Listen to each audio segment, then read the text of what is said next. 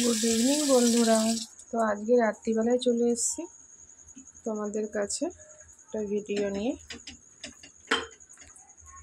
Yummy chicken. হয়তো ভাবছো যে দু জায়গায় কেন, এটা আগের দিনে আর ওই একটু সে বাবা মা এসেছিল তখনের চিকেন একটু রেখে দিয়েছিলাম ছেলের জন্য, তাই এইটুখানি বলে আজকে আবার নিয়ে এসছে।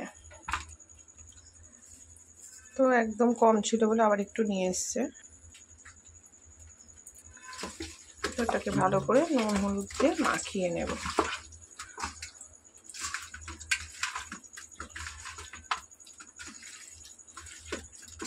বন্ধুরা সুন্দর করে নুন হলুদ মাখিয়ে নিয়েছি, এটা ঢেকে রাখবো ততক্ষণ অবধি যতক্ষণ না মশলা কষা হচ্ছে। দেখো রসুন নিয়ে নিয়েছি লবণ দিয়ে, এটাকে পেস্ট করে নেব এইভাবে। ঠিক এখন আমি রসুন পেস্ট করি না, এরকম থেতো করে নিই। তো বন্ধুরা কড়া কিন্তু খুব ভালোভাবে তেতে গেছে, দেখতেই পাচ্ছ। তো এদিকে আমি পেঁয়াজ কুচিটা দিয়ে দেব। তো কিন্তু কালকে আমি এক জায়গায় যাবো, তো আজকে রাতে করার উদ্দেশ্য এটাই, আজকে রাতেও হবে কালেও হয়ে যাবে, কাল থাকবো না। তো একটা এক্সামই বলতে পারো আছে, কিসের এক্সাম কী এক্সাম সেটা তোমাদের সাথে পরে অন্য কোনো দিন অন্য কোনো ভিডিওতে শেয়ার করব। তো সেই জন্য রান্না করা, আমি কোনো রান্না রেসিপি ব্লগ দিচ্ছি না, জাস্ট এমনি তোমাদের সাথে।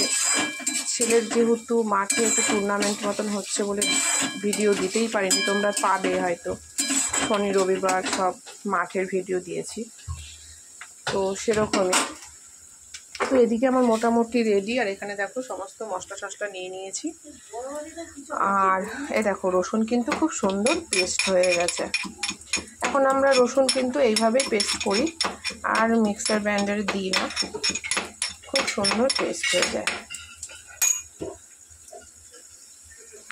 এক্সাম যদিও বা দিতে যাই কালকে, সেটাও কিন্তু একটা স্বপ্ন পূরণেরই একটা অংশ। তো যাই হোক, তারই প্রিপারেশান, রান্না বান্না করে রাখছি, থাকবো না। তো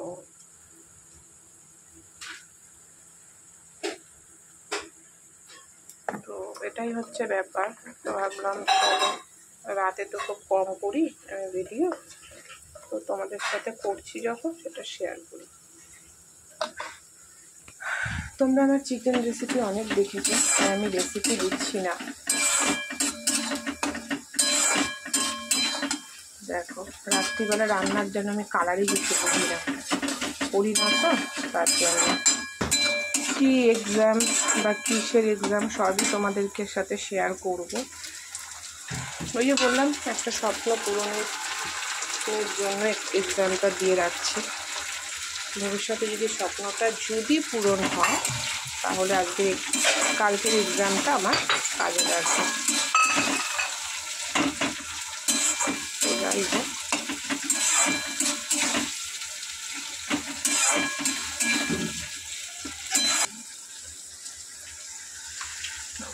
খুব গরম পড়েছে। এখন গরমে একটা জিনিসই ভালো লাগে, এই ঠান্ডা ঠান্ডা ফ্রিজে জল।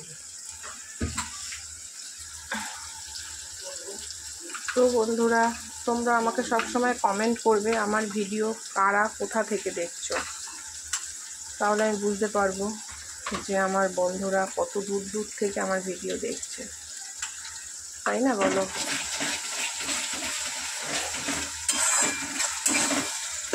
কেমন কালার এসছে দেখো, রাত্রেবেলা কিচ্ছু বুঝতে পারছি না।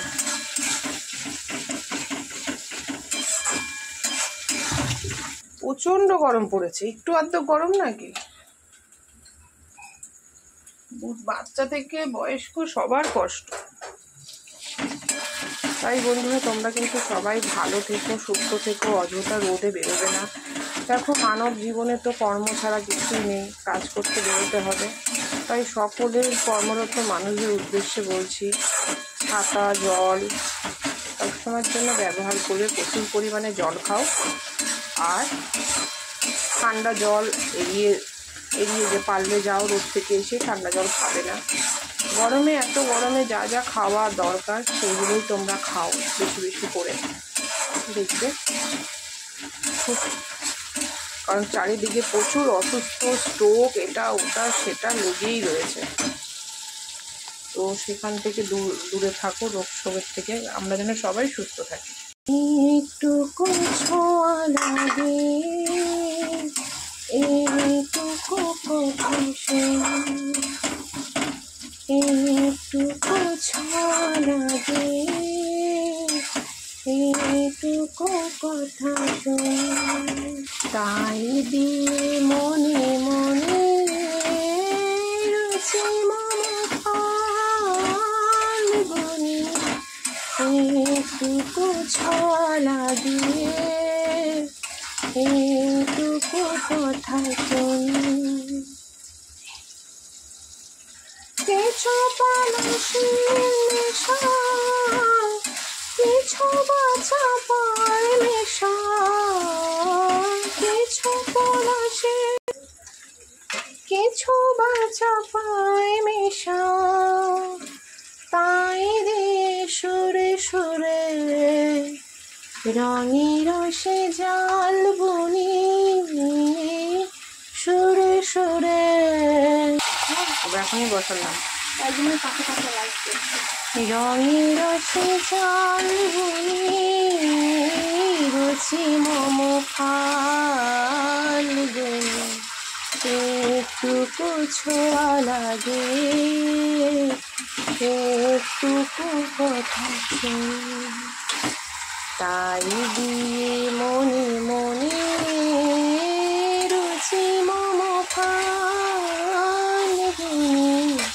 বন্ধু, রবীন্দ্র জয়ন্তী, রবীন্দ্রনাথ ঠাকুরকে শ্রদ্ধা জানিয়ে তোমাদেরকে বিদায় নিতে দিয়ে শোনালাম। আমার একটা খুবই প্রিয় গান, সেটা বলতে পারো, তাই তোমাদের সাথে একটু গুনগুনিয়ে শুনিয়ে দিলাম। তো বন্ধু, এখন কিন্তু কালারটা বেশ ভালো এসেছে, তাই না? তো চলো এটাকে সামান্য একটু জল দিয়ে ঢেকে দেবো। এটাকে বেশি নাড়াচাড়া করবো না, এই যে মেটেটা এর ওপর দিয়ে দেবো, নাহলে গলে কালারটাই চেঞ্জ হয়ে যাবে। সামান্য একটু জল দেবো, দিয়ে ঢেকে দেবো। তো ফিরে আসছি আবারও পরে। তো আর কি, এটা সেদ্ধ হয়ে গেলে ভালো করে কষিয়ে আরও জল ঢল দিয়ে নামিয়ে ফেলবো গরম মশলা দিয়ে, ব্যাস।